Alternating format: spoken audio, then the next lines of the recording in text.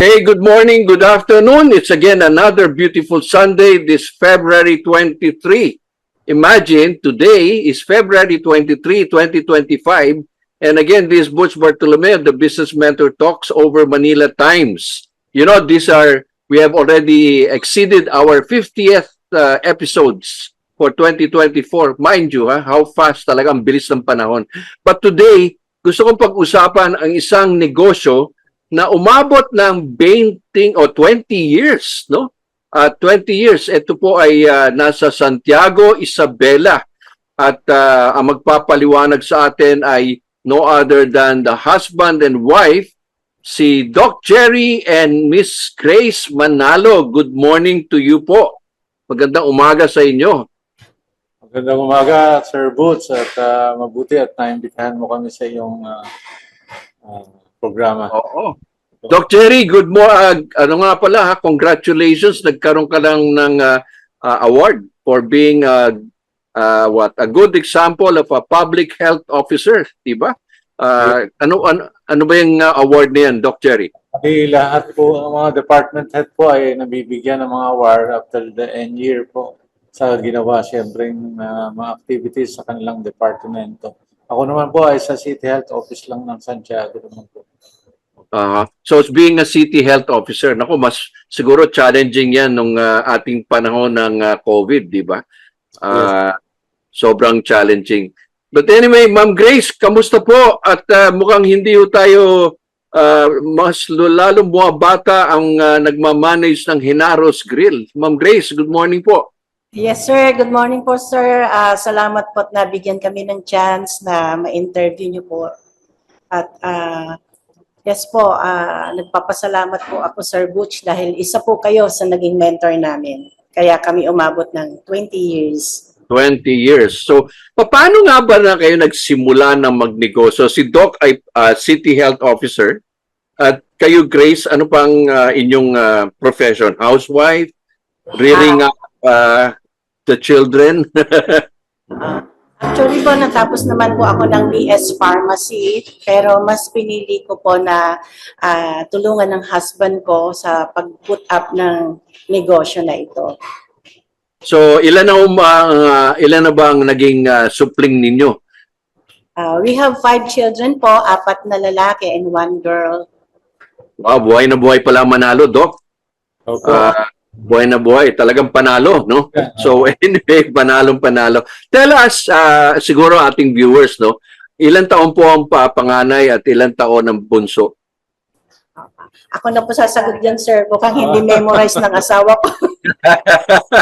Bakit nga ba ganun, Doc Jerry, no? Mga lalaki nakakalimutan, no? Mga babae. Ang aming eldest son po is 36 years old. Siya po ngayon ay nasa Australia with his family. Ang second po ay 35. Ang third is 33. Ang fourth ay 27. At ang youngest po namin si Gab is 24. Aba, mga lampas na palang teenager na pala yan, mga ano yan, no? Doc Jerry at Grace, ha? At yeah. But tell us, how does it feel now as parents of grown children? They're no longer kids, they're grown-ups, and I'm sure you have may apo na kayo. How does it feel looking back noong kayo nagsisimula? Kami po yung masayang-masaya because we were able to raise them properly. At syempre, ang maganda po ay nakikita po namin sila, they're doing fine with their own activities and job.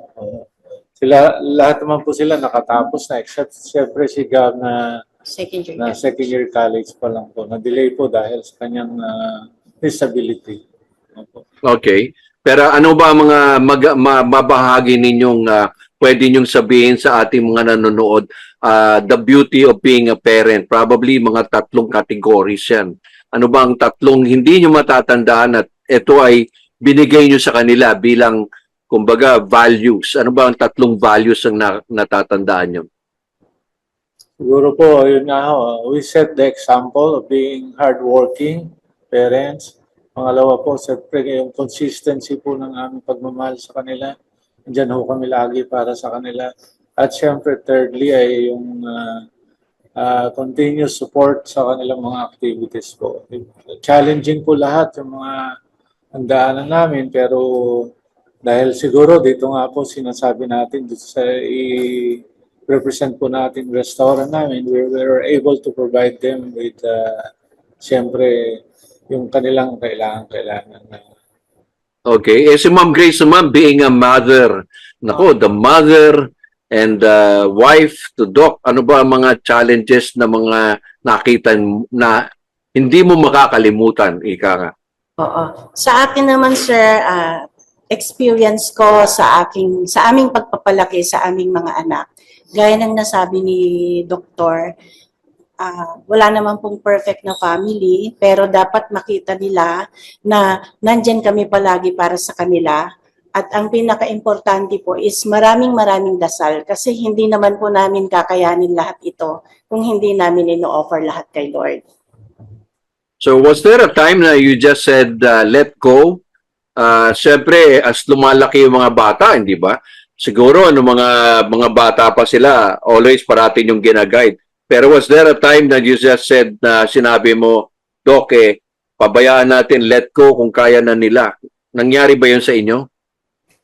Opo, nangyari na po yun dahil nung magka-college po sila, may marami po silang gusto and parang nakita namin they want to be more independent sa kanilang mga activities. Kaya nakita na rin po namin yun. Kaya ang maganda po, we continuously, siyempre, binantayan lang po sila and siyempre, consistent po kami sa pag-support sa kanila kung anong activities na gusto nila.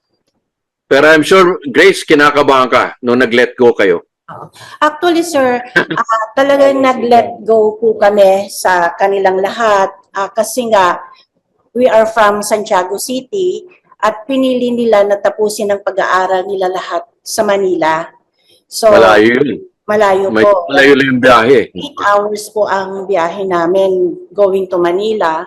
And then, continuous lang po yung communication sa kanila. At saka, sabi nga nila, pag nag-pray ka, alisin mo na lahat yung fear. Kasi unang-una, ang naging foundation naman po sa aming mga anak, sir, is masasabi namin na punong-puno ng pagmamahal. Kaya nag-trust po kami sa mga anak namin na makatapos sila ng maayos, maging successful sila, kahit malayo po sila sa amin. So, kasi the reason I asked that is marami mga magulang na, mga magulang na sa probinsya, nag-aaral yung mga anak sa iba-ibang lugar, medyo kinakabahan. The control is still there. But because letting go and having faith, medyo lumakas ang loob ninyo. And true enough, tignan nyo naman ang results. No? Mga professionals na sila. So, mabalik naman tayo dun sa pagtatayo ng Hinaros Grill. Ito ay 20 years na, if I'm not mistaken, no? Yes po. So, 20 years. Bakit ba kayo nakaisip maglagay? Kasi, Grace, pharmacist ka naman. Si Doc naman ay City Health Officer. So, siguro naman dapat nasa medical field ang inyong negosyo. Bakit napili yung pagkain? Actually, sir, bago po kami napasok sa restaurant, napakarami din naming sinubukan ni Doktor na hanap buhay. Pero eto po yung nagtagal sa amin kasi talagang passion ko po yung pagluluto. So ako mismo po, naging hands-on dyan. Kaya palagay ko po, dahil doon sa aspeto na yon, kaya tumagal po kami dito. At ito ang aming talagang tinutukan na negosyo. Oo nga, at papakita natin habang nagsasalita tayo yung mga video nyo ng kare-kare at yung bulalo, okay, nakakatakam, no? So, 20 years na. Paano ba ang challenges ng pagsisimula ng Hinaros Grill? Ano-ano yung mga nakita nyong stepping stones yan? Parati bang, let's say, si Doc ba ay merong advice o wag yung masyadong mataba, baka masyadong kolesterol? O Doc, ano bang, na nagsisimula kayo ng Hinaros, paano ba yun? Unang-una ho at ang pinag-usapan namin yung pangalan kasi ang uso-uso po ata noon ay yung ano ba yun, hindi ho Bangus Grill.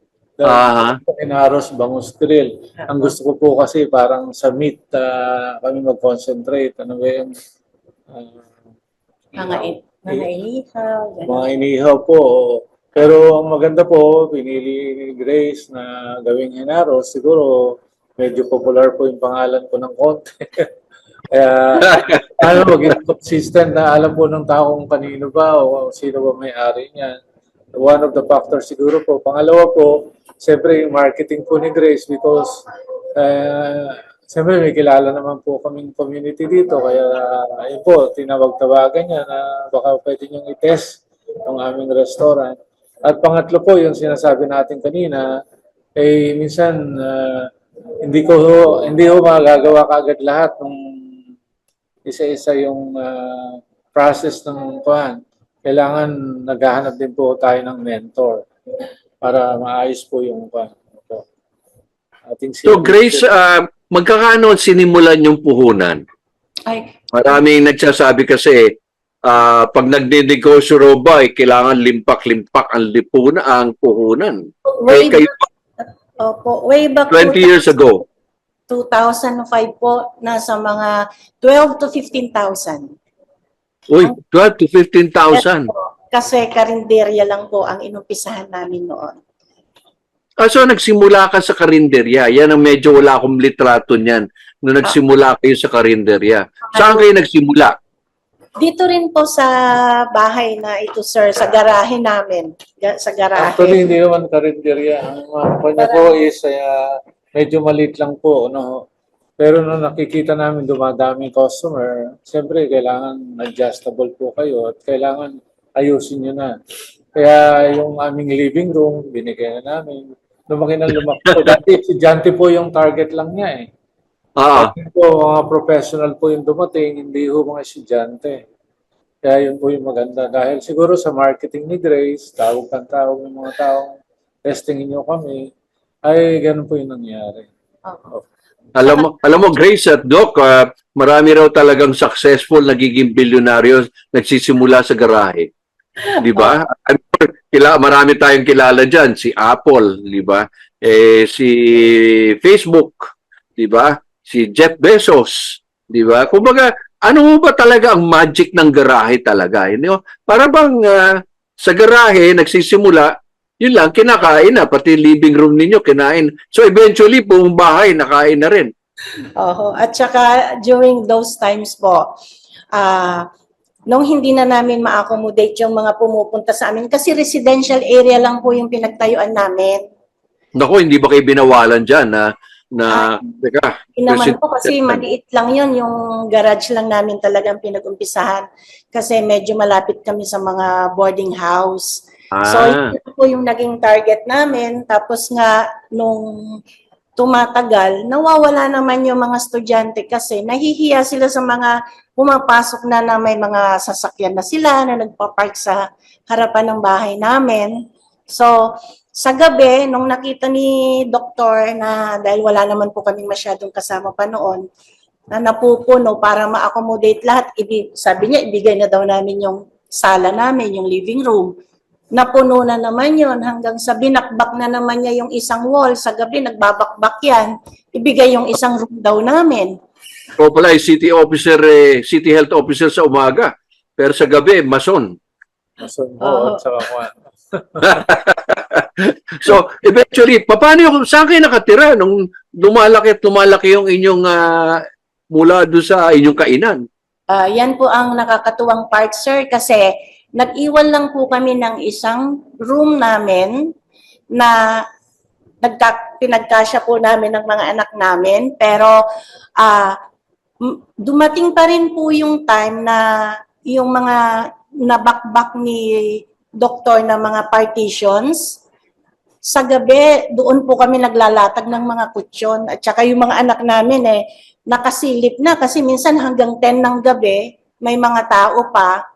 Na-train na rin namin yung mga kasama namin na pag mag-close na, may naglilinis na, may magbubuhat na ng mga kutsyon kasi may pasok pa yung mga bata kinabukasan So, kailangan na rin nilang matulog. So, matagal din po, sir. Gano'n oras kayo bukas sa gabi? dapat po hanggang 9 o'clock lang pero umaabot po kami ng mga 10, 10:30 kasi marami pa pong pumupunta. So yung mga tao na nagpupunta ay naging from estudyante, naging professional. Saan galing ito? Mga taga Santiago ba ito? Doon lang sa inyong lugar? Mayroon na rin pong pumupunta sa amin, sir, ng mga katabi ng Santiago City. Hindi lang po taga Santiago yung nagpupunta sa amin. Oo, so nagkakaroon na kayo ng word of mouth ng medyo ano bang bakit kayo pinupuntahan, Doc? Ano kaya sa tingin mo? Ano pinupuntahan kayo? Anong klaseng ulam o ambience ang pinipresenta ninyo? Hanggang ngayon nga ho, hindi namin Hindi namin alam kung bakit ang consistent lang po ay siguro yung bahay, yung timpla at saka siyempre yung lutong bahay po na hindi daw nila magawa sa bahay nila kaya siguro dito po nila natitikman. May magic ni Grace siguro. Grace, ano ba nilalagay mong magic gracefully? Cook, Sir, di ba? ang alam kong isang pinupuntahan kasi magmula noon hanggang ngayon, yung ambience namin is talagang parang nasa bahay lang sila. So number one is home cooked meal, tapos medyo home style. Medyo nakakamiss na rin kasi yan, di ba? Dahil sa maraming mga tao, wala nang panahon magluto, di ba? Bihirang-bihira, unless pag may mga holidays, di ba? But nung lumalaki yung restaurant mo, ikaw mismo nagluluto o may mga kasama ka na ano? Nakaka-stress ba yun? Yung pagluluto mo, attend sa mga bata, papasok sa umaga, anong buhay ni Grace doon? During those times, sir, siguro talagang pagbabalikan ko pala, parang kung ngayon ko iisipin, mahirap din po pala yung ginawa ko kasi imagine niyo ako ang nagluluto, although na may kasama ako, hindi naman preparation lang po sila, ako lahat ang timpla. Siguro mga 3 years na nakatutok akong hindi po kami lumuluwas ng Manila para lang nasa kitchen. And then, ang nangyari po, hindi po kami kumukuha ni doktor ng yung cook talaga na mag-a-apply sa amin as a cook na. Kasi ang nag-i-start po kami sa mga assistant cook ko, yung mga naging dishwasher po namin. Tinatanong ko sa kanila kung hilig ba nila ang pagluluto, then tinitrain ko po sila kasi pakiramdam ko noon, sir, kung kukuha po ako ng talagang cook na, baka yung sistema na gusto ko, baguhin nila. Wala. Tama. Ayun, Kaya tama. parang- But ang taga-tikim ba si Doc? Kung papasa yung mga luto mo. Sir, hindi lang po taga-tikim. Laging may bagong apron yan from the office. Nag-uurong pa yan. Aba! Head siya Ibig sabihin mo, Doc Cherry, nagluluto ka rin, tumutulong ka sa Kids Grace bago ka pumasok. Oo. Bago pumasok po at pagdating po ng tanghali, siya po ang head ng mga dishwashers namin. pero maganda no kung babalikan ninyo yung nangyari hindi nyo isipin na umabot kayo ng 20 years, di ba? Kumbaga para bang it's to add income, to do something, pero nakatap kayo ng isang kumbaga niche, no? Yun ang niche. So yung mga bata ba tumutulong din nung lumalaki na? Sila ba ay nagbabasing ng table? Sila rin ba ay kumukuha ng order? Lahat po sila, sir, tumutulong, lalo na nung mga high school sila kasi nandito pa sila lahat sa probinsya. May nag-waiter, may nag-uurong, may nag-iihaw. Talagang na-train din po sila na ito kasing business na to, sabi namin, kailangan matutunan din nila. So, pabait po yung mga bata. So, meron bang anak ka na nag-follow ng footsteps ni Grace? Ay, meron po, sir, si Chef Jeric na ngayon. Yan, mami. Oo, ayan si Chef Jeric. Yan ay i-interview natin yan, ha, mamaya-maya. At maganda yung buhay nitong si Chef Jeric. Okay. So, basically, nasaan ang Henaros ngayon? Anong plano ninyo, Doc at saka Grace? Ang Henaros po is nasa Santiago City. Actually, nagkaroon po kami ng mga branches din. ng Henaros. Pero ang naiwan po sa amin itong main branch na kung saan po kami nag-umpisa. Kasi ang nangyari po noon, nagkaroon po kami ng 4 na branches, bali 5 lahat. Kasi intended for isang bata na nag-aaral, dapat may kinukuhanan po kami ng budget sa pag-aaral. So every time po na mayroong gumagraduate, kino-close na po namin, lalo na yung malalayo sa amin kasi napakahirap din pong i-manage pag malayo. So ang Okay. ano na, So, susustain parang- po namin itong branch, ay itong main branch, main namin. And So, hopefully, kumbaga, Sir Boots, siguro with your guidance, makarating kami sa Manila ulit. With your... babalik natin yan. Makarating kami. Ilalagay natin ang Henaros ulit sa mapa ng Metro Manila. Yes. Dahil marami kasi nagmuabalik yan yung mga galing probinsya, pumupunta naman ng Metro Manila, hindi lang Metro Manila, no, but other places like America, no? Hindi naman bawal managinip, di ba? Pero I'm sure marami tayong overseas na Filipinos na nangangarap at gustong tumikim ng home cooked meals, no? Ano ba ang kilalang recipes mo, Grace, na talagang pagmamalaki mo at paglalaban mo? Actually, sir, yung naiwan po ng mga menus namin, mga recipe, is piling-pili na. Lahat po talagang saleable sila, lahat bestseller sila. Lalo na yung aming sinigang na bulalo, Naku. kare-kare, bangus belly, mga inihaw po na bangus, crispy hipon. Marami po talaga, sir. Kasi sa tagal din namin, sinala namin yung talagang hinahanap ng tao. Yun yung mga saleable, no? Saleable talaga. Oo. Kasi sa kagaya nun, sa Amerika, no? Sa California, meron lang isang restaurant doon, ang tawag Manila Sunset ata. Pero iilan lang yung kanyang produkto. Pero bibingka, alam ko meron kayong bibingka. Nakalimutan ko po, isa po yan sa pinag-umpisahan namin since 1995 po ang bibingka. Aba, saan galing yung 1995 naman yun? Saan recipe yun? Recipe po namin ni Dr. yon.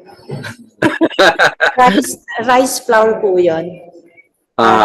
Rice po yung ginagamit namin doon. Bibingkang galapong. Wow. So, may possibility kasi marami na ngayon sa Amerika na may frozen bibingka ready to cook, no?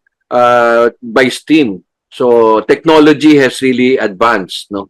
So, basically, siguro, bago tayo magtapos, anong mga mapapayo nyo? Like, husband and wife starting a business together. Doc, ano ba ang mapapayo mo sa mga lalaki na ang asawa ay gustong magnegosyo at magkasama ulit sila sa negosyo?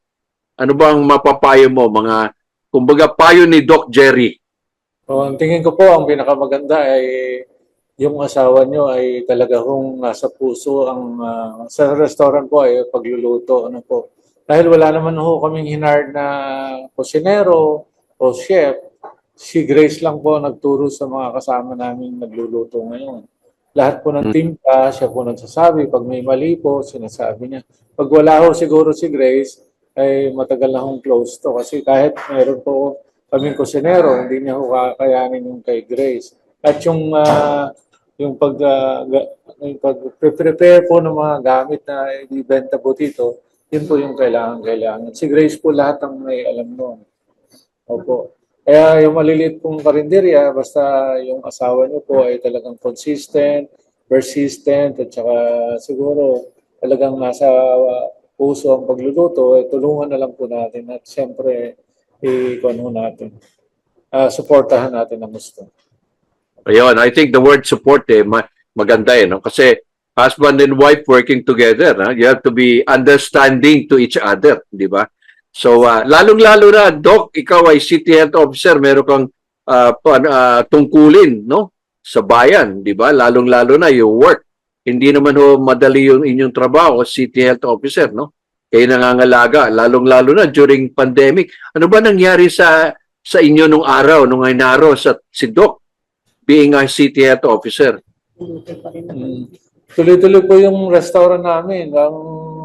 payo ko lang po dito, siyempre establishment po siya, na food establishment, kailangan mag-follow sila regulation ng mga sanitary code. Ano po, siyempre meron po kami mga lisensya, meron silang sanitary permit, at siyempre kailangan malinis po. Lagi ko pong sinasabi sa kasama ko, kailangan malinis kasi kami ang nag-check sa linis. Yun po. Tayo po. So, yun Kumbaga po. walk the talk, di ba, Doc? Mm. Oo, yun ang ano doon. So, what about you, Grace? Anong payo mo naman kung halimbawa kayo mag-asawa ay may mga mag-asawang magnenegosyong magsasama-sama? Dahil mayroong mga iba pag nagsama lang ng weekend, hindi makatiis Kumbaga, Lunes na dapat You know? Para bang, ano ba ang sikreto ninyo at nagsama kayo ng 37 years, no? Grace. Oo. Sa amin kasi ni Doc, sir, ang maganda, parang nag-trust siya sa akin na pumapasok siya everyday for 8 hours, wala siya sa bahay. Kung ano yung gusto kong umpisahan, support lang po siya sa akin. Binigyan niya sa akin yung full trust niya. And then ako naman po, ayokong masira yung trust niya, kaya pinagbubuti ko kung ano yung gusto kong umpisahan. Actually po, sa pagnenegosyo, bago po kami nakarating sa restaurant, marami po kaming sinubukan na mag-asawa na naging successful po siya pero hindi siya nagtagal kasi nga po, hindi pala po pwede na pag nakita mo yung isang negosyo para sa kanya kumikita siya, is gagayahin ko na. Hindi po pala dapat yon. Dapat ang pagnenegosyo is yung gusto ko talaga para magtagal siya. Kasi may mga tao po na maganda sa kanya yung restaurant. Halimbawa, nakita niya sa amin, maganda, maraming kumakain, kumikita. Nakita niyang ganun, gusto niyang gayahin, pero hindi naman pala yun yung passion niya. Hindi naman siya marunong magluto. Hindi naman siya marunong magluto. Kumbaga panandalian lang. Opo. At wala yung sustainability, di ba? Kumbaga, yung kurot sa puso, sinasabi natin, di ba? Yun ay kailangan para hindi lang yung gaya-gaya, sabi nga natin po tumaya, di ba? So, wala. At the same time, siguro isang legacy na iiwan ninyo ito sa mga anak ninyo at lalong-lalo na may mga apo na kayo, makikita nila na si Lolo at si Lola ay nagkaroon ng isang Hinaros grill, no? And eventually, masosustain yan through generations, di ba? So, yun. Dagdag ko lang po, sir, pala na sa mga televiewers po natin, yung mga nakakakita sa interview po na to, na ang pagtatayo po pala ng negosyo ay kailangan conservative din. Hindi po yung bigyan mo siya ng puhunan kaagad na malaki. Ay, maganda yun. Kailangan unti-unti. Oo, maganda yung sinabi mo kasi parati yan ang sinasabi ng iba, wala akong puhunan, kaya hindi ako makakapagnegosyo. Kailangan ng puhunan, pero hindi naman alam. Milyon-milyon na nilalagay, pero walang goal, di ba? Kumbaga may lupa ka, pero wala ka namang buto na itatanim na akmado sa lupa, di ba? Sa environment. Kaya hindi rin tutubo, di ba? So, ganun din, no? So, yeah. So, again, congratulations at kailan ba ang 20th anniversary? This 2025, di ba? February ba? Kailan exactly on February? February 8. Oh, tapos na pala tayo 23 na 'yon, di ba? But although birthday ng iyong unika iha, di ba? The only girl, the only girl na nandiyan. So again, maraming salamat sa inyo, Doc Cherry at Grace. Pinaunlakan niyo ako mag-interview at celebrate sa inyo sabi nga sa 20th anniversary ng Hinaros. And looking forward, I'm sure Hinaros is just the start for 2025, di ba? Marami naman ganyan na matatagal na pero biglang bumubulusok, no? Nagkakaroon ng boost, no? So hindi natin alam, baka may mga nanonood na gusto maglagay kunyari sa BGC, no? Hinaros or Hinaros sa California, hindi ba? So kumbaga ay isang honor yan. So again, maraming salamat And thank you very much for this interview, Doc Cherry. Continue being a very good example of being a public servant. At the same time, Grace, continue with your cooking with Grace, no? Dapat magkaroon ka ng eskwela, siguro, Grace, no? Cooking with Grace, di ba? Di ba, Doc? Magandang idea yan, ha? Pwede ka mag-online para bang, di ba? Cooking with Grace, di ba? At hindi naman masama, pwede ka rin magturo. Marami rin online tutoring ngayon, di ba? So, yun, pwede natin gawin. So, maraming salamat, Doc Cherry. Grace, maraming salamat. Thank you. Bye. Bye-bye.